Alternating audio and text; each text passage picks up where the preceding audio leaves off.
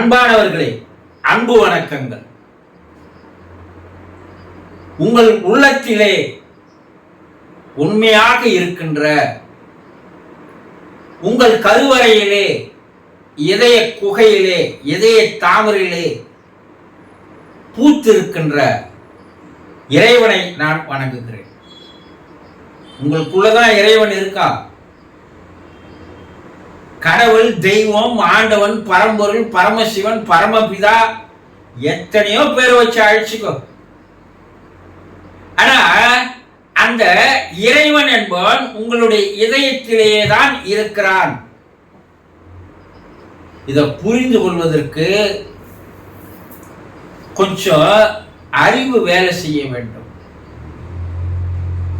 அது செய்ய ஆரம்பித்தால் ஞானம் உங்களுக்குள் வர ஆரம்பிக்கும். அதுவே உங்களுக்குள் இருக்கின்ற இறைவனை காட்டித் தரும். எல்லோருக்குள்ளும் இறைவன் இருக்கிறான். இறைவன் ஏக ஒருவனே என்று சீரடி சாய்பாபா அவர்கள் அடிக்கடி கூறுவார்கள். எல்லாம் ஒண்ணுதான்ப்பா, ஒரே இறைவன் தான், அந்த இறைவன் உனக்குள்ளதான்பா இருக்கா என்று சொல்லுவார்கள். ஆக உங்களுக்குள் இறைவன் இருப்பது உங்களுக்கு தெரியுதோ இல்லையோ,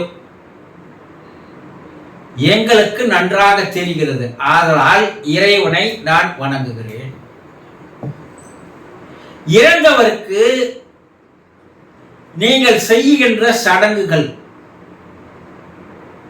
பரிகாரங்கள், பூசைகள், இவையெல்லாம் அவருடைய ஆன்மாவுக்கு திருப்தியை தருகிறதா? சந்தோஷம் அடைகிறார்களா என்று எப்போது நீங்கள் சிந்தித்து பார்த்திருக்கிறீர்களா? மாசம் மாசம் அமாவாசை அன்னைக்கு நான் படையல் போடுறேங்க, ரைட்டு. வருஷம் வருஷம் அவருடைய நினைவுல ஆளுக்கு நான் தொடர்ந்து அன்னதானம் பண்றேங்க, சரி. அமாவாசை அன்னைக்கு நான் விரதம் இருக்கிறேங்க, சரி. அந்த நேரத்துக்கு என்ன செய்யணுமோ அந்த சிரார்த்தம்னு சொல்றாங்க, அது செய்யற, எள்ளும் தண்ணியும் தர, எல்லாத்தையும் நான் செய்யறேங்க, சரி. இது எல்லாம் நீ செய்யறியே, இதனால எல்லாம் இறந்தவருடைய ஆன்மா திருப்திப்பட்டு இருக்கிறதா? ஆனா எப்போவாவது உனக்கு நீயே கேள்வி கேட்டு இருக்கிறாயா? கிடையாது.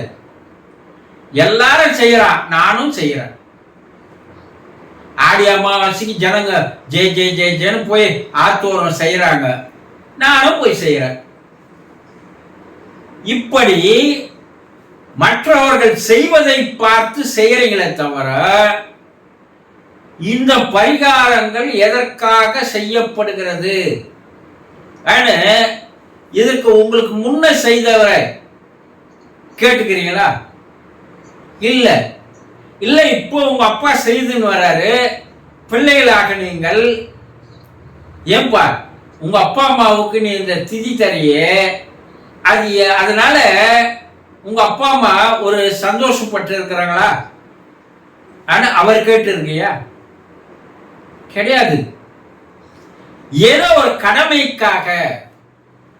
ஊரார் என்ன சொல்லுவாங்களோ, குடும்பத்தில் இருக்கிறவங்க என்ன சொல்லுவாங்களோ, பா அவங்க அப்பா அம்மாவுக்கு அவன் திதி தர்றது இல்லப்பா, இப்படி சொன்னாங்கன்னா அது நமக்கு கேவலமா மாறிடுமோ, அசிங்கமா இருக்குமோ.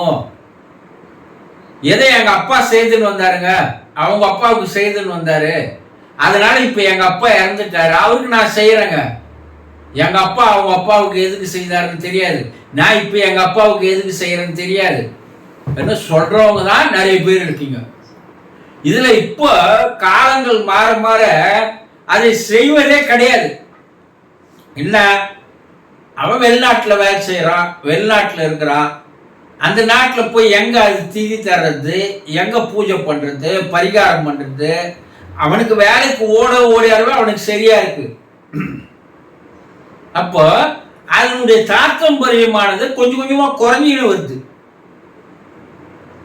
அப்ப நீங்கள் செய்கின்ற அந்த திதி அவர்களிடம் போய் உண்மையாக சேருகிறதா?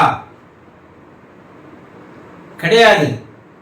ஆவி உலக ஆராய்ச்சியிலே தெரிகின்ற ஆராய்வர்களுடைய அறிக்கை ஏற்கனவே அங்கு இருக்கிற ஆன்மாவோடு ஆத்மாவோடு பூமியிலிருந்து பேசுகின்ற மீடியம் என்று சொல்லக்கூடியவர்களால் பேசப்படும் போது அங்கு இருப்பவர்கள் என்னுடைய பிள்ளைகளோ மற்றவர்களோ செய்கின்ற அந்த சடங்குகள் எனக்கு எந்த விதமான திருப்தியும் தருவதில்லை. அவர்களுடைய மனப்பூர்வமாக அவர்கள் செய்வதில்லை. அப்படி செய்கின்ற திதி என்னிடம் சரியாக வந்து சேருவதில்லை. எனக்கு ஒரு சந்தோஷத்தை தரல. ஏன் தரல? நான் உயிரோடு இருக்கும்போது என்ன என் பிள்ளைகள் சரியாக கவனித்துக் கொள்ளவே இல்லை. என்னை புறந்தள்ளினார்கள், என்னை ஒதுக்கினார்கள், என்னை ஓரங்கட்டினாங்க, என்னை அசிங்கப்படுத்தினாங்க. என்னென்ன கேவலமான செயல்களை செய்ய முடியுமோ அவ்வளவும் நாங்கள் உயிரோடு இருக்கும் போது இதே பிள்ளைகள் எங்களுக்கு செய்தார்கள். இருக்கும்போது எந்த பிள்ளைகளும் தாய் தகப்பனுக்கு செய்ய வேண்டிய கடமைகளை இந்த காலத்தில் செய்வதே இல்லை. அவன் என்ன பண்றா, ஏதோ ஒரு கேப் சொல்லுவாங்க, அந்த டிஸ்டன்ஸ் அப்பனுக்கும் பிள்ளைக்கும் விலகி போகிறது. அப்போ அவர்களுக்கு உள்ள உண்மையான அன்போடு கடைசி காலத்தில் கவனித்துக் கொள்வதே இல்லை. அவர் சாப்பிட்டாரான்னு கேட்கறது இல்லை, அவருக்கு உடல் நல சரியா இருக்கான்னு கேட்கறது இல்லை, அவர் மனசுல இருக்கிற பிரச்சனைகள் என்னான்னு கேட்கறது இல்லை, ஒரு அரை மணி நேரம் அவங்களோட உட்கார்ந்து பேசுவதில்லை.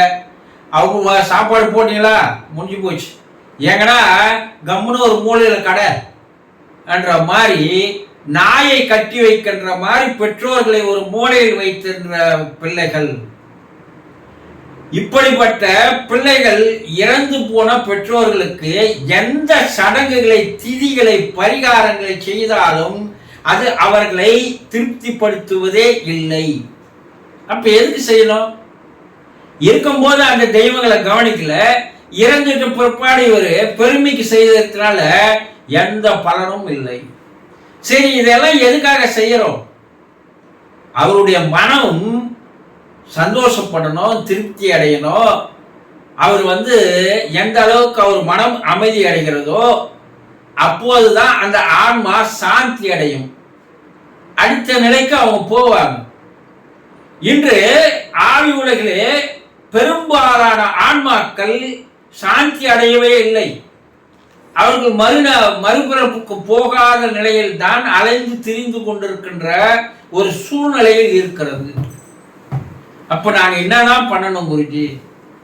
முதல்ல அந்த சடங்குகள் எதற்காக பண்ணுகிறார்கள், அந்த பரிகாரங்கள் எதற்காக பண்ணுகிறார்கள், அதனால் உண்டான பலன் என்ன, பயன் என்ன, அது அவர்களுக்கு போய் சேர்கிறதா இல்லையா, இதையெல்லாம் வயதானவர்களிடம் சரியாக கேட்டு தெரிந்து கொண்டு, இல்ல வேத சாஸ்திரங்களை நன்கு படித்தவர்களிடம், ஒரு 70 வயசு 80 வயசு இருக்கிறவங்க கிட்ட போய் வேத சாஸ்திரங்களை நுணுக்கமாக படித்து அந்த ஞானம் உள்ளவர்களிடம் கேட்டு தெரிந்து கொண்டு, இப்ப இருக்கிறவங்க கிட்ட எல்லாம் போய் கேட்காத. அவனுக்கு வேத சாஸ்திரம் படிச்சே இருக்க மாட்டான், ஆனா அவன் உட்காந்து உங்களுக்கு திதி கொடுத்துன்னு இருப்பான். அவனுக்கு அன்னைக்கு காசு கல்லா கட்டணும், அவ்வளவுதான். இல்லையா? இதெல்லாம் எங்க போய் சேர்றது புரிஞ்சுன்னா, மனப்பூர்வமாக நாள்தோறும் அவர்கள் மனம் சாந்தி அடைய வேண்டும் என்று மனம் விட்டு ஒரு 10 நிமிடம் நீங்கள் பிரார்த்தனை செய்து வந்தால் அந்த பிரார்த்தனை கோடிக்கணக்கான மடங்கு பலனை தருகிறது.